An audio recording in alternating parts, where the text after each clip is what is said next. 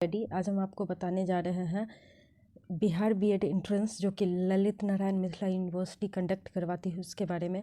और आज हम इसके सिलेबस के बारे में बताने जा रहे हैं। कंप्लीट सिलेबस का डिस्कशन करेंगे और फॉर्म भरने में कौन कौन सारे डॉक्यूमेंट्स की ज़रूरत होती है उसे डिस्कस करेंगे। और उन डॉक्यूमेंट्स के बाद कितना कट ऑफ जाती है, हम कट ऑफ की भी बात करेंगे।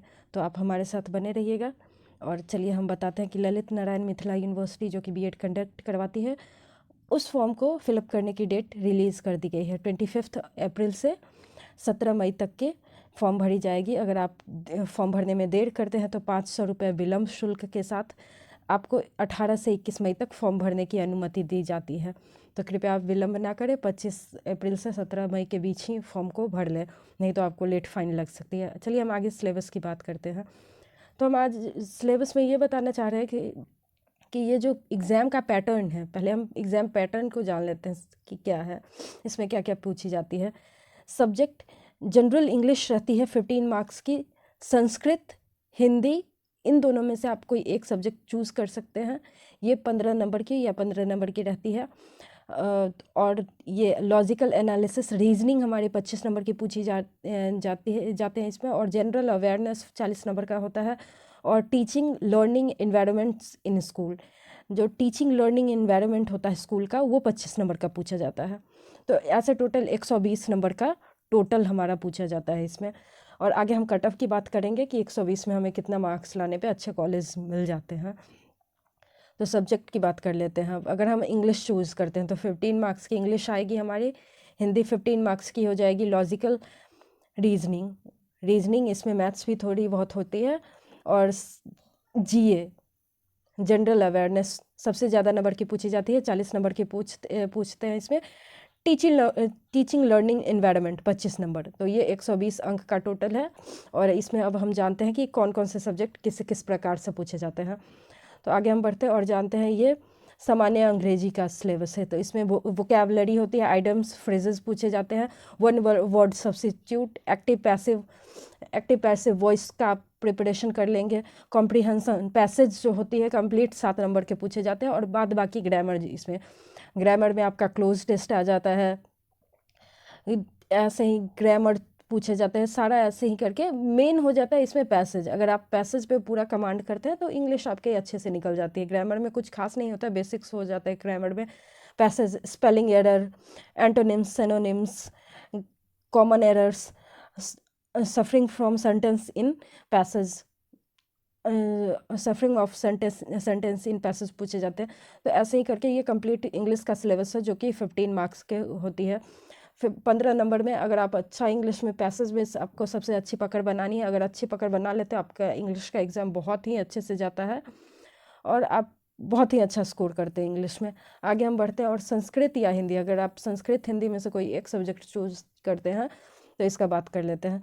संस्कृत में विलोम शब्द, पर्यायवाची शब्द, संधि, तत्सम तद्भव, वाक्य प्रयोग, समास, मुहावरे, लोकोक्तियाँ, लिंग और रिक्त स्थान की पूर्ति, व्याकरण। और हिंदी में भी पैसेज, जो कि हमारी पैसेज होते हैं 7 नंबर की, वो हिंदी संस्कृत दोनों में पूछे जाते हैं। संस्कृत में भारतीय इतिहास में संस्कृत का महत्व, संस्कृत का संबंध बाकी अन्य विषय से। और देवनागरी लिपि में लिखना एवं पढ़ना, आप देवनागरी लिपि में कैसे लिखना पढ़ना होता है संस्कृत भाषा में, इसके बारे में। कविताएं, व्याकरण, अनुवाद, जैसे संस्कृत का कोई लाइन दिया रहेगा और उसका पूछेगा करेक्ट हिंदी, जो उसका सही हिंदी अनुवाद है वो कौन सा होगा। संस्कृत भाषा उद्देश्य एवं लक्ष्य, संस्कृत भाषा का उद्देश्य क्या है, इसकी उत्पत्ति कहाँ से हुई, इन सब के बारे में पूछी जाएगी।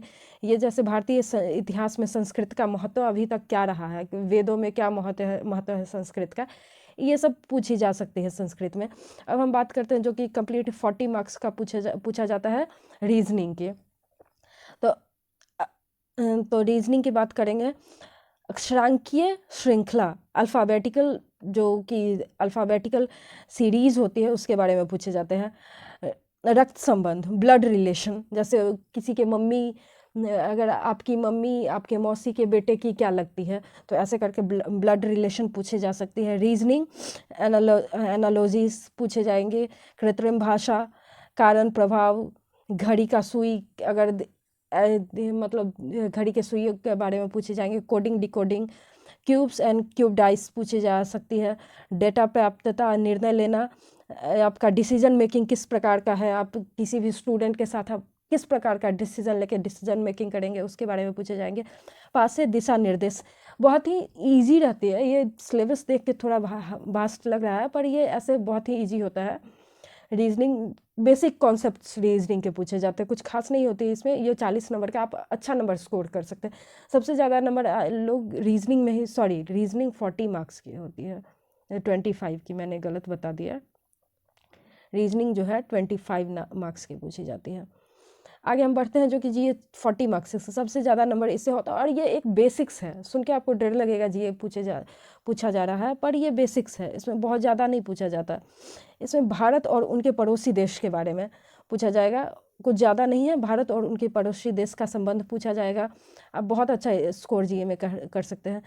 संस्कृति, भारत की संस्कृति किस प्रकार की है, कैसे विविधता में एकता है, इसके बारे में पूछा जाएगा। भूगोल और कौन क्या, भारत के जोग्राफिकल जो लोकेशन है उसके बारे में पूछे जाएंगे। लघु रूप, खेल, स्पोर्ट्स के बारे में 1 नंबर तो पक्का होता है। स्पोर्ट्स, पुरस्कार, पद्मश्री पुरस्कार, खेल रत्न पुरस्कार, इन पुरस्कारों के बारे में पूछे। शब्दावली पूछी जाती है। महाद्वीप और उपमहाद्वीप के बारे में, भारत के जो निकटतम महाद्वीप है और उपमहाद्वीप है उसके बारे में पूछे। आविष्कार और खोज, जैसे बल्ब का खोज किसने किया, एडम स्मिथ, ऐसे ही करके। टीवी का खोज किसने, बेसिक्स ही पूछी जाती है। ऐसा नहीं है कि आपसे कुछ भाष पूछ लेगा। कंप्यूटर का आविष्कार पिछले साल पूछा था, ऐसे ही करके आविष्कार पूछा जाता है।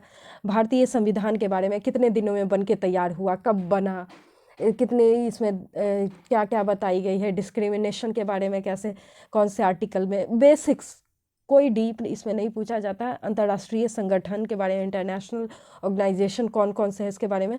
पुस्तकें और लेखक, एक जैसे बुक का नाम दिया जाएगा या फिर कोई कविता का नाम दिया जाएगा और उसके लेखक के बारे में पूछ लिए जाते हैं कि कौन से लेखक हैं। और ये कोई करंट कविता हो सकती है, जैसे करंट आजकल के ज़माने की पूछे। कभी एक बार चेतन भगत की बुक के बारे में पूछ ली गई तो ऐसे होते हैं। तो अब हम बात करते हैं इसमें सिलेबस के बाद कि फॉर्म भरने में कौन कौन सारे डॉक्यूमेंट्स की ज़रूरत होती है। फ़ोटो की और signature, photo signature 20 to 50 KB के बीच। आप इसे फ़ोटो रिड्यूसर पे जाके क्रोम से फ़ोटो को रिड्यूस कर लीजिएगा, आसानी से हो जाएगा।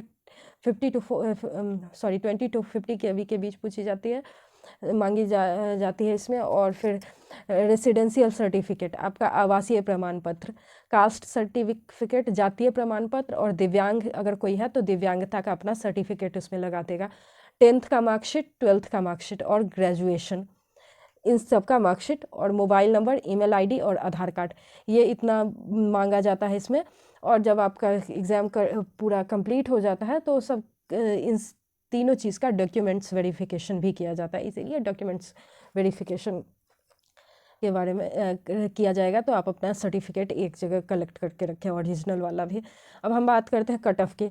सामान्य वर्ग के उम्मीदवारों को लिखित रूप की परीक्षा में क्वालिफाई करने के लिए न्यूनतम 35% मार्क्स, अगर आपका 35% भी आ जाता है तो आप कट ऑफ क्लियर कर लेते हैं। आपको कोई भी प्राइवेट कॉलेज अगर मिनिमम 35 है तो मिल जाता है। SC ST OBC के लिए 30% लाना अनिवार्य है। SC ST OBC के लिए 30% की ही बस आवश्यकता होती है। अगर आप इतना ले आते हैं तो आपको कॉलेज मिल जाएगी। अच्छे कॉलेज लाने हैं तो इसके लिए मैं अगले वीडियो में आपको बता दूंगी कि अच्छा कॉलेज के लिए, गवर्नमेंट कॉलेज के लिए कितना कट ऑफ जाता है। तो आप नेक्स्ट वीडियो में आप cut off, government college cut off देख सकते हैं। Government college cut off next video में आपको हम बता देंगे कि कितना जाता है, जैसे आपका मिनिमम फ़ी लगे। प्राइवेट कॉलेज का फ़ी 1.5 लाख से शुरू हो जाता है, आपको 1.5 लाख मिनिमम देना ही होगा, प्राइवेट या एफिलिएटेड कोई भी कॉलेज रहता है तो। और प्रिपरेशन स्ट्रैटेजी भी मैं नेक्स्ट वीडियो में आपको बताऊँगी कि कैसे प्रिपेयर करके आप अच्छा स्कोर करके गवर्नमेंट कॉलेज में ला सकते हो। अब सिलेबस मैंने डिस्कस किया। बिहार BEd इंट्रेंस 25 से 17 मई तक इसके फॉर्म डाली जा रही है, आप जल्दी से भर लीजिएगा। 25 अप्रैल से 17 मई के बीच आप पक्का भर लीजिएगा इसको। और कंप्लीट सिलेबस मैंने बता ही दिया, डॉक्यूमेंट्स, ये सारी बातें मैंने अभी डिस्कस की। अभी अगर आपको वीडियो पसंद आई हो तो वीडियो को लाइक, शेयर एंड सब्सक्राइब करें। Please subscribe the channel. Thanks for watching.